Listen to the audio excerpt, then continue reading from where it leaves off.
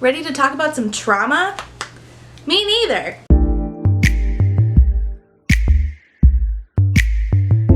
Hi, my name is Rachel, and today we're talking about fundamentalism and a really bad book I wrote by a really awful author, and mental health as depicted by fundamentalist evangelical Christians. It's gonna be so fun. Let me first talk about how I was taught about mental health as a fundie. Let me set the stage.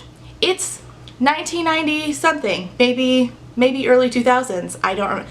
Let's say it's 2000. It's the year 2000 in Florida, USA. Some age under 10 me is attending an Assemblies of God church with my mom and my sister. If you're cringing because you know what an Assemblies of God church is, same. This traveling, I want to say circus because honestly, that's a good word for it. This traveling thing came to our church to put on a play called The Glory and the Fire. My mom still has a copy of this videotape in her house. My mom, my sister, and myself were all roped into being in this huge church play. We were supposed to tell everybody that we saw to come to this play so that they could get saved. And the premise of the play is to show you different people right before and at the time of their deaths, and whether or not they went to heaven or hell. If they went to heaven, this ceremony of angels came out and sang, and we're so excited for them, and Jesus came out, white Jesus, to welcome them into the pearly gates. But if they were bad and they went to hell, the devil came out to drag them away to fire. And my mom wonders why I wanted her to throw away that tape. I was like, oh, I guess we'll just keep trauma on VHS sitting in our house. It's fine. So, little me is in a particular, my sister played an angel.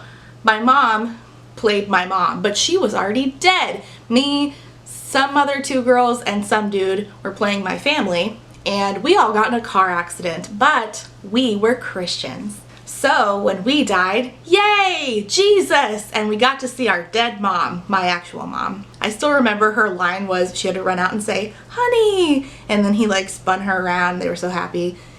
Great. First of all, there were two sex workers who were just like talking up being sex workers, then they died, and then they went to hell. But the thing that really traumatized me about this play was, and I saw this repeatedly because again I was in the play, so I went to all of the rehearsals, was the part where, and I remember very distinctly that the guy who put the play on, his daughter played this part. It was of a girl, a young woman, who was sitting at a table, and she, if I can find it, I'll play it. She was sitting at a table. This is a very popular play, by the way, in fundamentalist circles, or it was. An alternative to this was Hell House. If you're a fundie, you might know what that was. I didn't do Hell House, I did The Glory and the Fire. So this is a very popular play, and it's like a very come to Jesus thing. So we were all excited to be in it, but that scene has sat with me. And it's the young woman sitting at a table, and there's alcohol, and there's pills, and unidentified pills. Is it Tylenol? No, it's dubious pills. And she's sitting at the table, and she's talking about how hard her life has been, and she's having a really tough time. And I think that the devil walks up behind her and starts telling her things like, or maybe it was a demon, starts telling her things that make her end up committing suicide. And so the gunshot goes off, she kills herself, and she goes up to the list of everybody who's ever lived or died and asks, is my name on the list? And her name is not on the list, and the devil comes and drags her away to hell. As I'm talking about this is making me kind of anxious.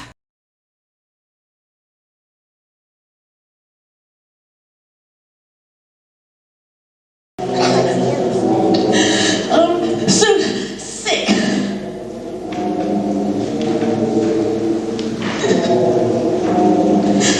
This dreaded disease is eating up my body. These drugs are making me so depressed.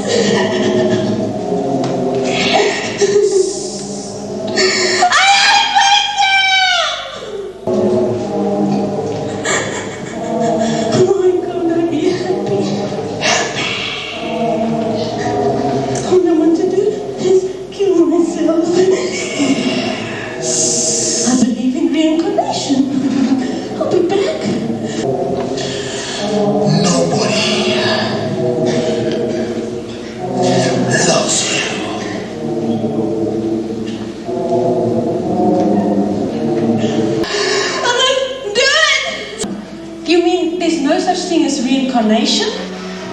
It is appointed once for a man to die, and then the judgment. Oh no! Oh no! I'm going to sin! Oh no! Oh no! I am sorry, Jane. Your name is not in the book. Then what happens to me?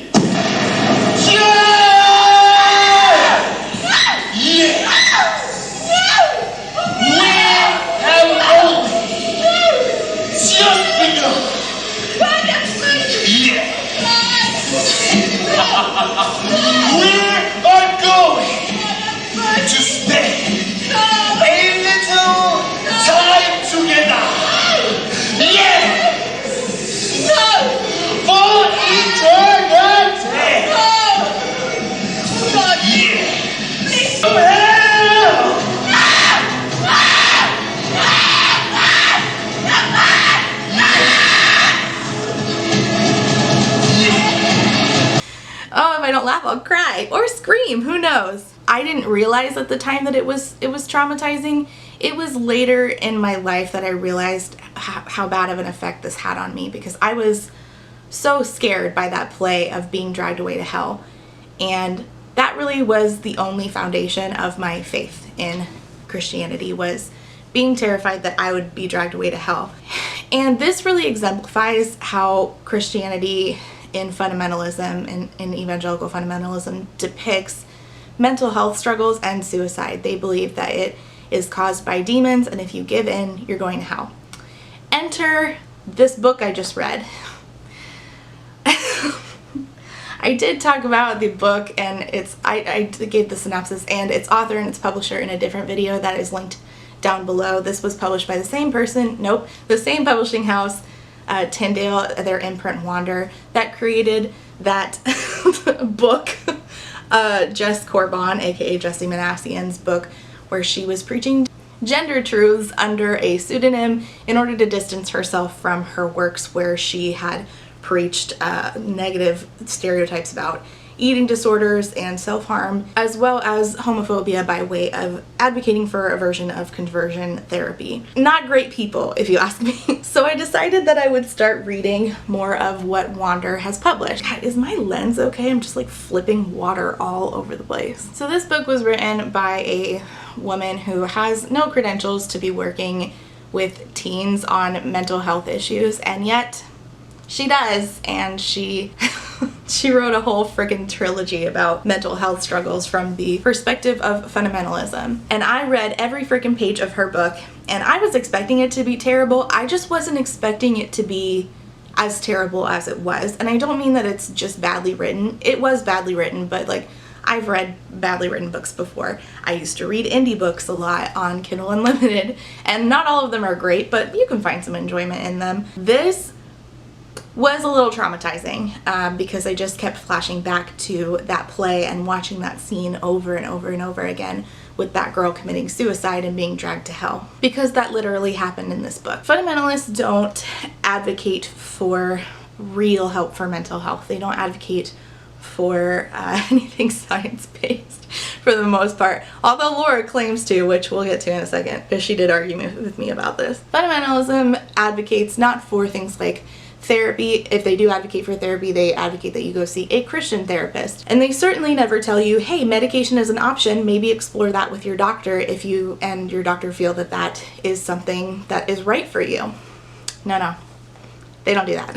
They only advocate that you give over your life and surrender to Christ and live your life by fundamentalist Christian evangelical values, because they don't believe that mental health is derived from something, that science has already proven, which is things like depression are caused by imbalances and things in your brain. Instead, they believe that mental health struggles are from spiritual warfare, which is demons and the devil being in a battle for your immortal soul. Enter this book. Again, I think I already said that. So this book, The Delusion, is the first in a trilogy. She said in one interview, which yes, I did watch a bunch of shit about her on the internet, she did say that she planned to write more in the series, which, oh my god, please don't. Please don't. This was so bad.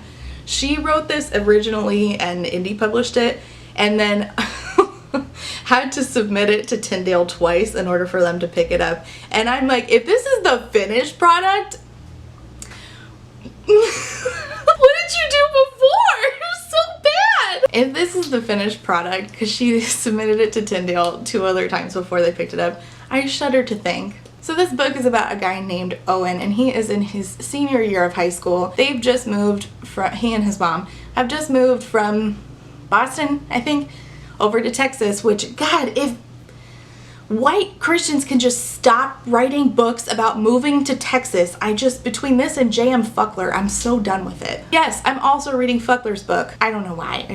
It was free on Amazon Prime. Why the fuck not? So they move into his mom's parents' land, and they've bequeathed this to Owen himself. So the house and a bunch of acres of land, which amounts to like over a mile of land, which I don't know why you would give that to a teenager, whatever. And the mile of land just happens to be right behind his school. Convenient. Owen's in his senior year. He's been at this school for a couple months. He has a girlfriend named Jess, which I'm going to talk about that in a second. And for some reason that Owen does not know, Owen the atheist, who is just really just not into God, Owen cannot understand why there have been so many suicides in his senior year of high school. Who could guess? Who could guess? I think there's been like 13 suicides at the beginning of the book by then, and then there just continues to be more. Anyway, Owen's girlfriend, Jess, is a spitfire, I'll call her. She is a moody teenager. She's a moody teenage girl. And they end up breaking up like immediately when the book, it's so stupid. They didn't need to date at all. So then something happens to Owen, which in the synopsis it says he has a near-death experience. He doesn't. He gets really sick from drinking well water. I guess that's a near-death. He felt like death. And then when he wakes up, he suddenly is able to see these demons everywhere, which he calls them creepers. And he sees that everyone around him, except children, are in chains. They have these weird cords connected to the back of their head, including his mom, who is an alcoholic. Actually, this freaking book has a trailer. Allow me to show it to you. Trigger warning for demons. I know you're not gonna talk to me. I know that I'm not perfect. But I am your mother. And I deserve some respect. Just please tell me that you're not on drugs. That you're not neglecting your schoolwork. I mean, what is this? Something's going on, Owen. You can't tell me that something is not going on because I have never seen a room like this. Can you please shut that dog up? Don't look at me like that. Like you don't understand what I'm saying. Well, I'll just say this is exactly why I need a nightcap every now and then.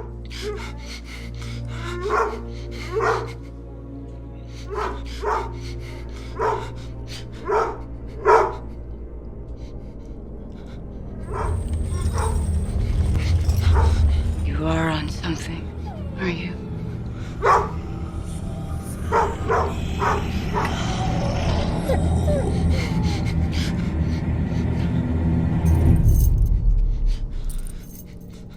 What are you staring at?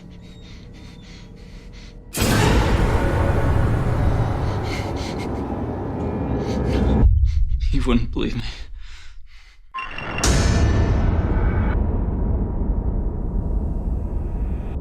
In that trailer, the mom is a lot meaner than she was in the book, but anyway. So Owen is the only one who's able to see this. He sees that almost everybody is attached to these chains, and these demons are like feeding on them and attaching these chains to them and stuff. And then Owen notices that some people, mostly children, but some adults, are what he calls lights, which means they literally have a light emanating from their heart. It's so like on the nose. Like, oh my God, we get it, you're fundy. So let's get started because I have copious notes. Yeah, did you think that we already hadn't started? We haven't, because I haven't even gotten to my notes yet. Somebody has just committed suicide, and he says about the person, what could have been so bad about her life that she saw death as the only way out? I mean, my home life had to be as bad as anyone's. His mom's an alcoholic, if not seriously worse, and I managed to keep it together. It's fine it's okay to have this this portrayal of being like very flippant towards suicide if it's actually talked about and expanded on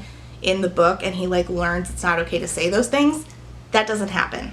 That never happens. He never learns not to say those things. They talk about it in class, and of course there's always the opportunity taken for fundies to like sprinkle in their other beliefs, like how Jess Corbin was like, I'm anti-vax, let me sprinkle that in my book.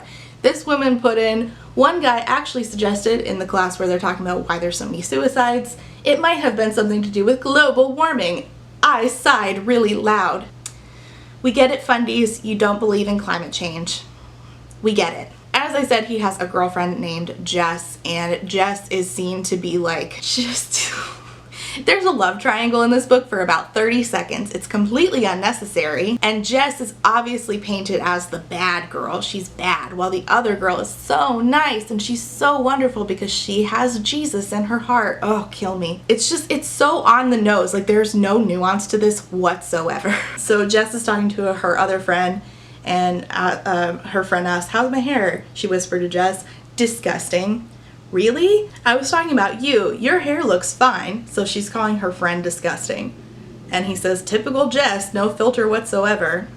And verses 3 pages later, when the other love interest gets introduced, and of course, she says, I didn't see you. The soft-spoken girl looked up, but for less than a second, she dropped to the floor and started grabbing her things. Her and Jess bumped in together. And then, of course, a few chapters later, a girl with no shackle or chains or cords, and get this, she had a brilliant glow emanating from her feet onto the cement around her. It was mesmerizing, like nothing I'd ever seen before, but I guess that goes without saying. Obviously, the nice, soft-spoken Christian girl is a light, whereas Jess, the sarcastic one, deals with demons. It's great. We love it. We love it. Let's talk about the fact, and I did get into it with Laura on Twitter about this, the fact that Laura decided to use terms that are negative and perpetuate stereotypes against people who deal with mental health, as if we need to deal with that anymore. Let's perpetuate some more stigma. Let's do that, Laura. Within quite literally the first few chapters, she has used the word psychotic, nut, and kook. Oh, that's just in chapter 1. Then within the first few chapters, she adds in deranged and psychos. But that's not all, folks, because the rest of the frickin' book, it just gets worse. And this, again, it would be okay, not great, but okay if this got addressed. Let's use Sylvia Moreno Garcia as an example. I want to make a joke about reading pages right here, but I won't. Sylvia put in her book a seizure.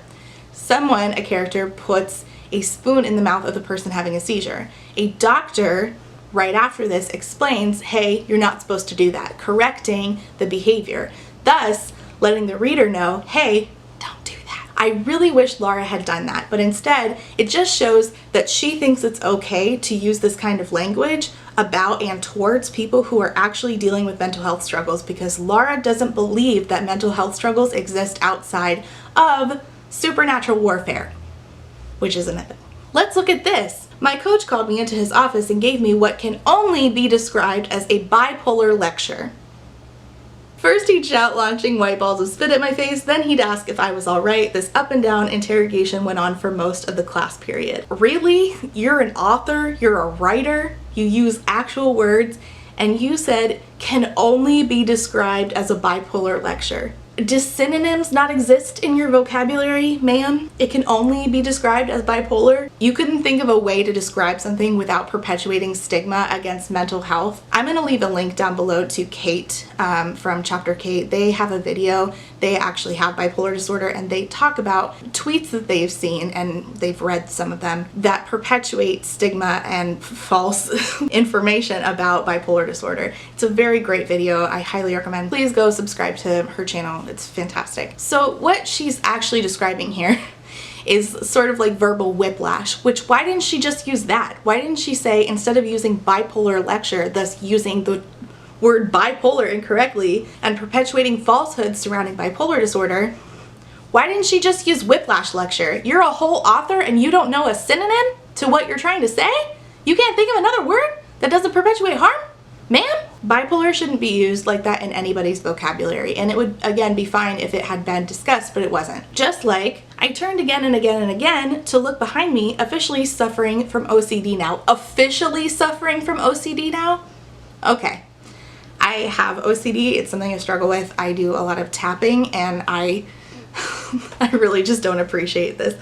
I mean, like, it's really annoying to me that I suffer with OCD. I try to work through it. I have to remind myself this is your brain telling you something that is not true. You do not need to tap something that many times. Like going up the stairs to my apartment, I feel like I have to tap certain that's like, yeah.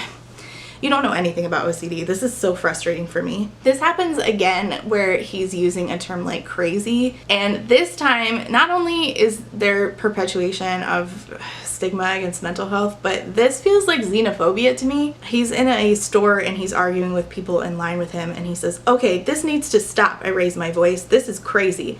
That's when the turban-clad cashier intervened. His accent so thick, I had to focus to understand him. "Sir, please refrain from calling our customers crazy. No one is crazy here." Why was that necessary? It wasn't. That just feels like xenophobia and racism to me. It's so freaking frustrating. It happens again where the word insanity is used. It says, "The toothless man operating the ride, he's on a date with the nice Christian girl, and they're on a carousel or something, and it says the toothless man operating the ride was linked to a demon named Insanity." Insanity itself is a demon, and why is the man toothless? It's just, this is so gross. Also, I don't like that she used the term Holocaust here. It says, "Who was I kidding if Moloch, which is like the head demon, Moloch and his underlings were planning to rain down a Holocaust tomorrow, there was nothing I could do." I'm going to leave a link down below about why Holocaust survivors don't like people to use the term Holocaust out of the context of the Holocaust. So, yep, it just went on and on and on, and it was never corrected that he cannot use terms like this. You cannot just throw them around, especially not as an insult. Like a creeper named Insanity on a toothless man, like bipolar whiplash. I officially have OCD now because I keep turning my head to look behind me to see if anything's there.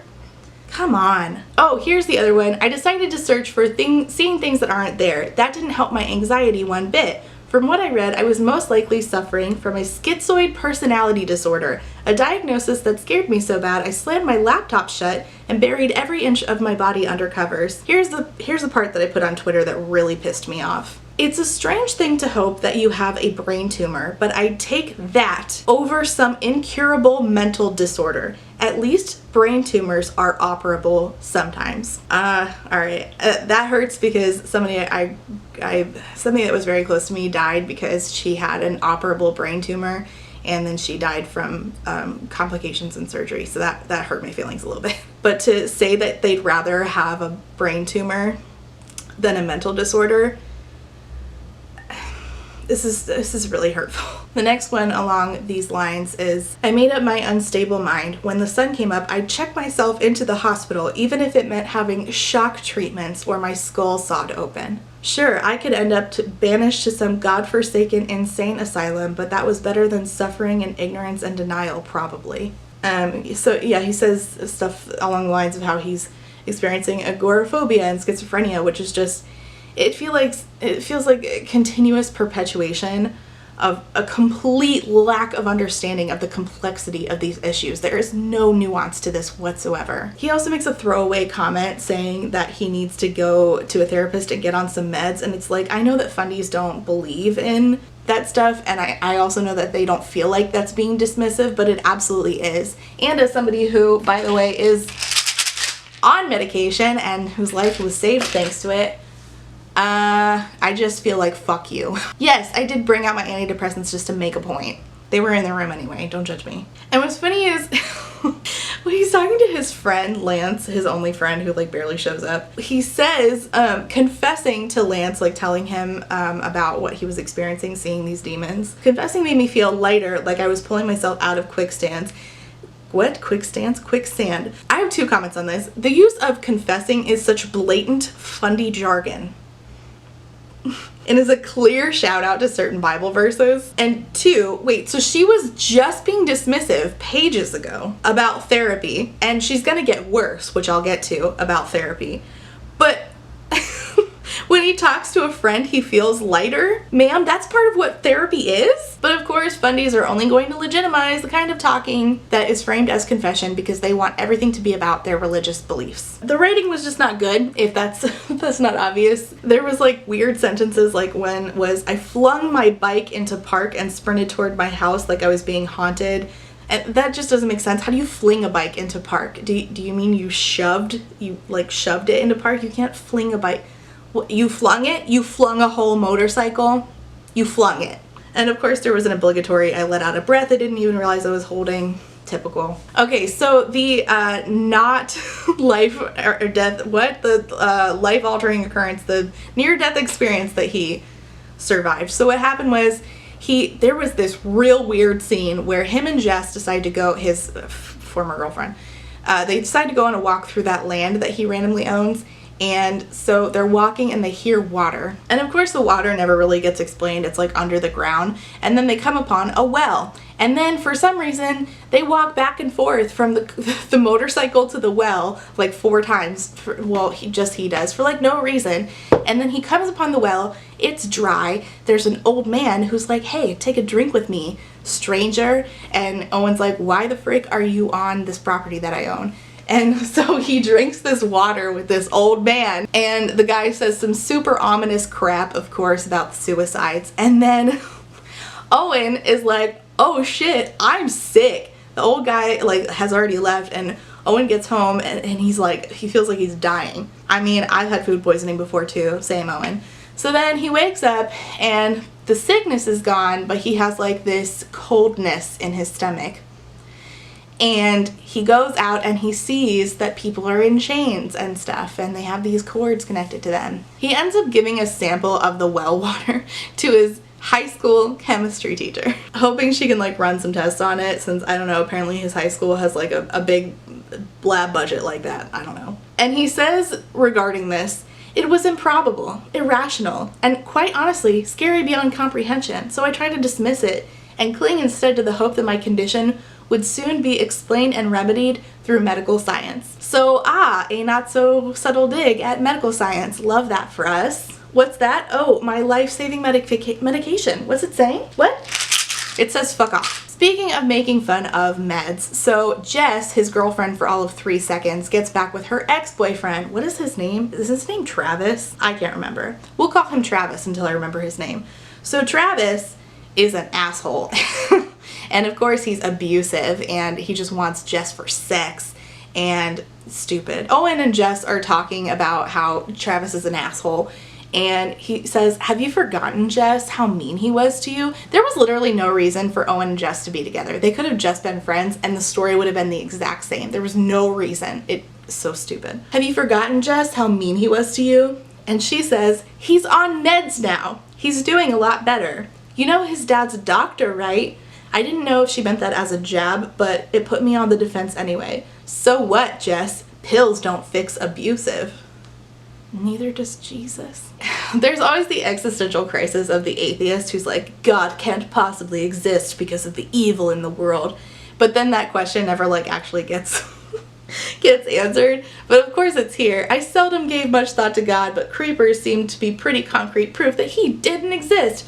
No loving, just deity would let these things run free. The only higher power overseeing humanity was an army of invisible thugs. Oh, Owen, if only you knew that God is real and soon you shall surrender. He lets slip that he's seeing things, and school counselor decides to have him be counseled by a doctor who, of course, Travis's abusive dad, who ends up being super evil and wants to rope in Owen into the occult. the occult. If you don't know how fundies feel about anything to do with like witchy stuff, which they call the occult, they call all of it the occult, just with disdain, like the way that they say it, the occult, like it's like, oh, it's so evil. Just, oh my gosh, please look it up, like Google, oh my god, I could do a video on it if you want. Oh, Dan, not Travis, it's Dan. Okay. So then he's talking to Rayanne, Christian girl, and she said she had no problem making eye contact with me. Okay. I know Dan's popular and all, but there's something dark about him. Sad, really. Dark is always a word used to talk about anything that fundies find scary. My mom is a big proponent of using the word dark. It's so ridiculous. Anything dark is bad and probably of the occult. He's talking to Rayanne, who he's starting to have feelings for, and she said, he asked her, everyone has theories about what's causing all the suicides at school, how about you? And she says, honestly, I think it's the devil. Alright, but then he sees the way that the demons react to her. I couldn't believe it. They went out of their way to avoid her, leaning back, hands raised, careful not to cross into her aura and let her out of their sight.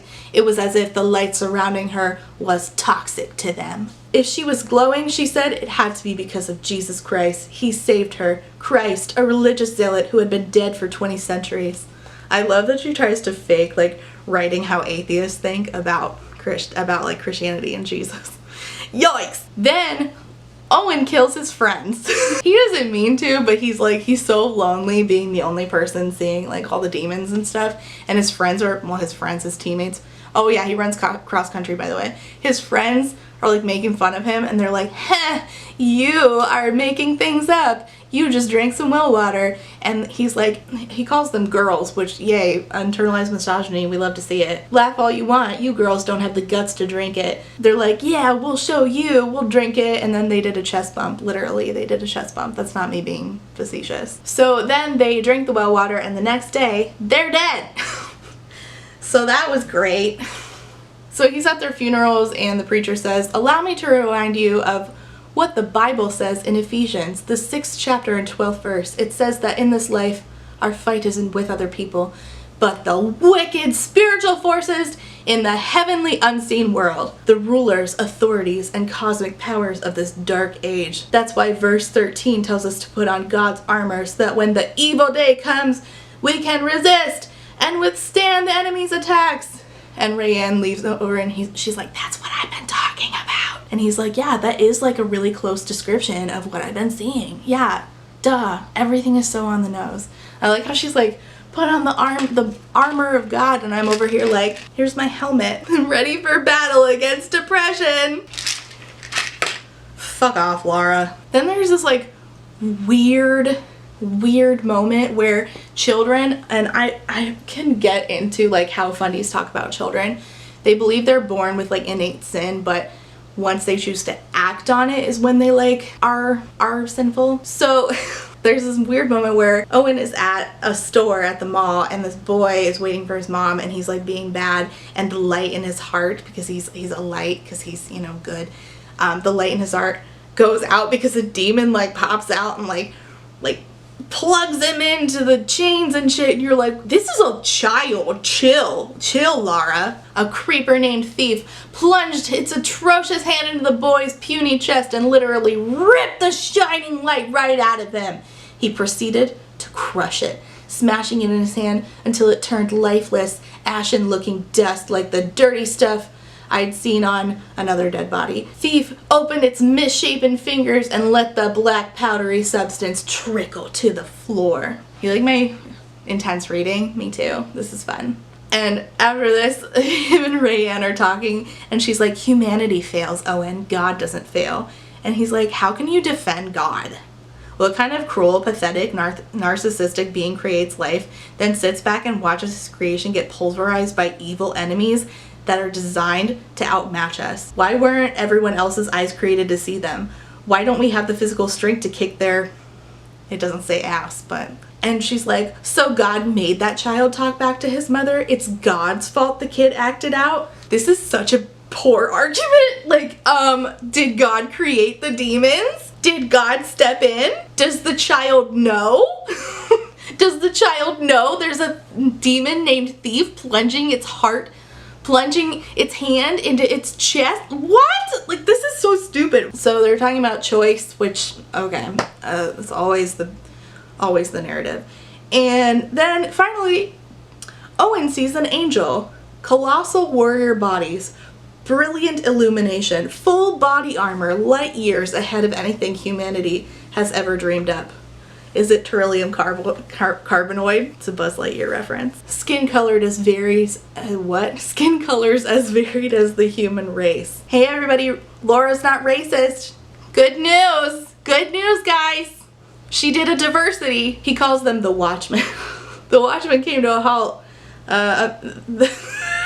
The air ushering their one-of-a-kind fragrance my way. A mix of masculine body soap, a scented candle, and fabric softener. Masculine body soap. Couldn't be feminine. Definitely couldn't be feminine because these are angels. Women can't be angels. Women are busy making sandwiches and getting pregnant, right? Right, Laura? All power and cleanliness. I sucked it up to my nose and held it. I get that. I do that with fabric softener too. Then she has a super fun conversation about homeless people and the reasons for homelessness, very much from a white fundy perspective. There were 2 shackled homeless people under the overpass, but that's not what got under my skin. Good, because they're just homeless people. Why should they get under your skin, you fucker? It was the horde of creepers, demons, about 8 of them, swarming the hobos. She actually used the word hobos. The man and woman covered their heads while the invisible bullies jabbed and slapped them, striking high and low with swift blows.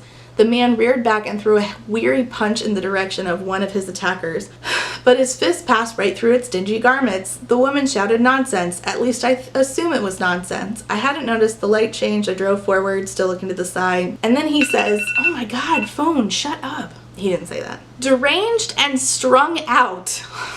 Or not. Those people were under attack and they knew it. They could see the demons, or at the very least feel their presence. It made sense, I guess. Homeless people walking around, swatting and mumbling into thin air. Maybe the demons had actually driven them out of their functional lives into panhandling and street corner babbling. I'll probably end up under a bridge with them someday, suffering and swinging away. This is so fucking gross. I can't even make a joke. Honestly, reading it again, I'm just pissed because this is just typical white fundy bullshit about homeless people, and I'm just tired of it. Just tired of it. Then Owen gets mad at a little kid, and says, "You do what your mother says." "I don't have to." I bent down and spoke into her pouty mini face. "Oh yes you do. Because if you don't, an evil monster will charge at you and rip the light right out of your little chest and crush it into a million disgusting pieces, then plaster it around your peewee neck where it will stay forever." She dropped her head back and wailed like a police siren. Hey, I never claimed to be great with kids, and at least I told her the truth. If somebody did that to my kid, I'm getting arrested. He and Jess, his randomly ex-girlfriend, are talking about her friend Ashlyn, and Jess says Ashlyn's the one to worry about. What's going on with her? Jess says she's popping antidepressants, way too many. Okay, that's not a thing. This is my Lexapro. I could take 10 of them right now, and you know what it would do? It would give me restless leg syndrome. It would not make me feel as if I had just taken a bunch of Xanax or a bunch of, I don't know, Tylenol 3 with codeine. That was very specific. That's not how it works. That's not how it works. Why are you perpetuating lies about antidepressants? I have to take it consistently over time in order for it to alter my brain chemicals so that I can work through my depression moderately and be okay. This is so frustrating to me. This is so fucking frustrating because I know that Laura has kids, and if her kids ever need antidepressants, she, just like me with my parents, is never going to be able to talk to her kids about them. They're never going to be able to feel safe talking to her about getting on antidepressants. And she fucking lied to me, and I'm now getting mad. Okay, nope, it's fine. Woosah, chill out. She's popping antidepressants and hurting herself. Hurting herself? How? Jess sighed, but said nothing, protecting her friend's privacy, I guess. Is she cutting? Jess looked up fast. How'd you know? I saw it. She tries to hide it, but yeah, I've seen her scabs too. She's been talking to a counselor, but she's still struggling. Again, of course, counseling is never enough. It's never enough. And I'm not saying it always works, but it sometimes works, just not in this book. Watchmen show up, the angels. Ashlyn, the one popping antidepressants, is in a stairway dealing with a creeper holding a pill bottle, and the creeper's saying, do it, do it. And the Watchmen take the creeper, and Owen's like, those pills are harming you. And then suddenly she's fine and tells him to throw the pills away. So Rayanne is like, oh, I bet I know why the Watchmen were here and were able to help Rayanne. Why? Because Rayanne's mom held a prayer meeting that morning. Yep. Prayer is the reason why now Ashlyn can stop popping antidepressants. His friend's girlfriend ODs and ends up in the ICU, and then demons basically end up killing her from within her own body. And then a big demon who, what is his name? Montag Mortu? I don't remember. He comes and drags her to hell. So that was terrible. And then he goes to a party where Jess is and sees her and says there was a tiny laser strong light emanating from her body. Her uterus, I guess. It wasn't much bigger than the tip of a fountain pen, but it was as bright as my megawatt flashlight. Great. Rayanne gets mad thinking that now, since they're together, now he's cheating with Jess, so she loses her shit. And 3 demons start putting her in invisible cords and chains, and then Watchmen show up, but they're held back by something. So then Rayanne starts to pray, and then the cords and the demons are gone. She explains the plan of salvation to him. He's like, no, it can't be that easy. And she's like, it is, but people just don't want to accept it. And she said, he said to her, do you get some sort of award at church for making a convert? And she said, of course not. And then she says, she bowed her head, then looked up again. Well, I technically get my name in a drawing for a Subway gift card for sharing the plan of salvation, but that's not why I'm doing this. Oh my god, the flashbacks to Fundyland I just had. If you brought a friend to church and they got saved, you got like a prize and stuff. It's stupid. Jess tries to kill herself. His ex, Watchman, intervened, and he says, this time I didn't wonder why the Watchmen don't intervene anymore. I wonder how many times they do intervene and it goes completely unnoticed. Oh yes, the Watchmen suddenly get credit for all the times they do something. Oh my lord. The old dude that gave him the water that almost killed him shows back up and explains that, Moloch is the name of the head demon.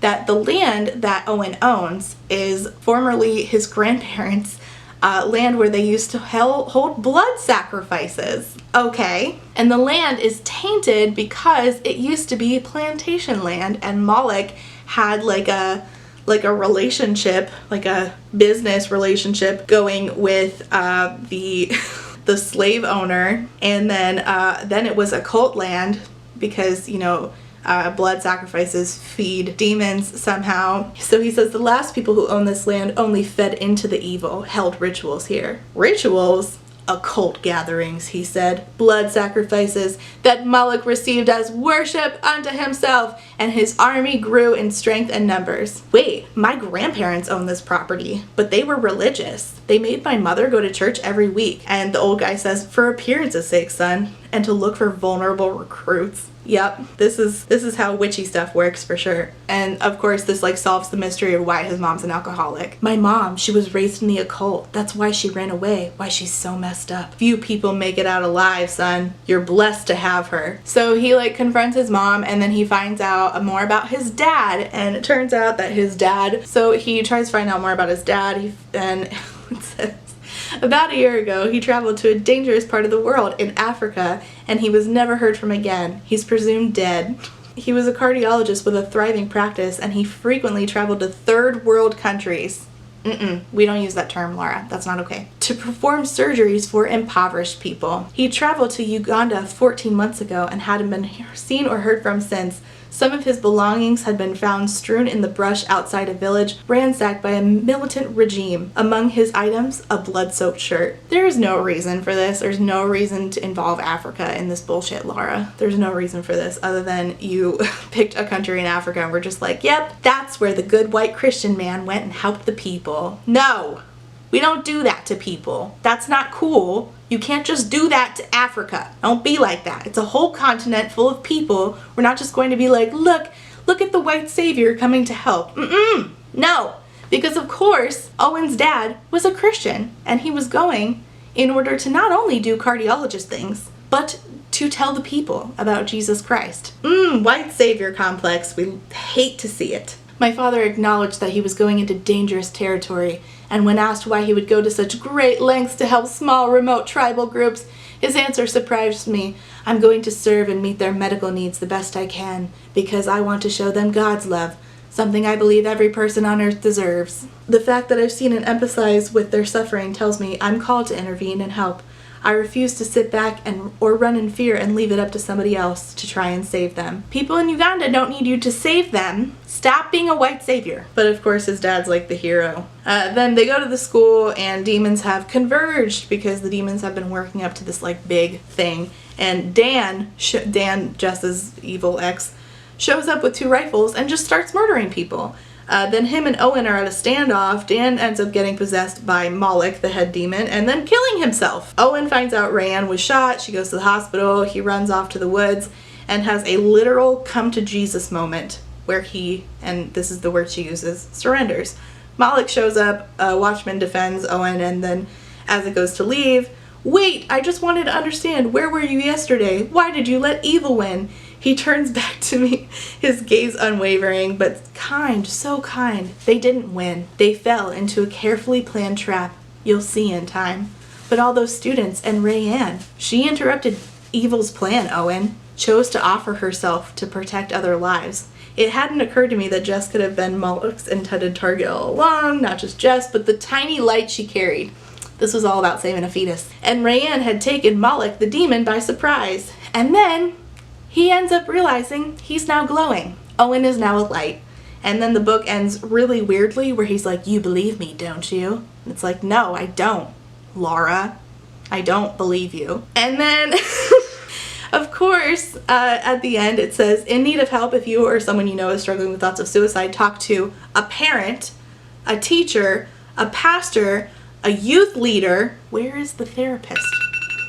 Fuck you. Or contact a suicide hotline. I love that that's last. That's great. Remember, God loves you and there is hope even in seemingly hopeless situations. Then she gives the number for, first and foremost, not a suicide hotline, but the Hope Line, which is likely a Christian organization. And then she finally gives the number to the National Suicide Prevention Lifeline. So that's just great. So what did we learn here? Laura continuously used words that demonize therapy and medication, and she only makes out mental health issues to be spiritual in nature, spiritual warfare. So I went on Twitter and I was like, hey, Wander Publishing and also Laura, this isn't freaking cool. And I didn't expect Laura to say anything. Why did I tag her? I don't know. I do stupid shit sometimes. I think that I was just hoping that Wander would see it and they would be like, oh, you know what? That's not cool. We shouldn't do this anymore. Let's not perpetuate myths and stigma against mental health. And Laura and I got into a bit of a spat. She said she advocates for a holistic approach to mental health. And I'm like, no, you didn't. In your book, you did not do that. And she's like, well, I didn't just try to say pray away the mental health. And I'm like, but I read your book and that's what you did. Why are you gaslighting me? Like, he literally could not get any help with therapy. The only therapist led him to a guy who was part of the occult.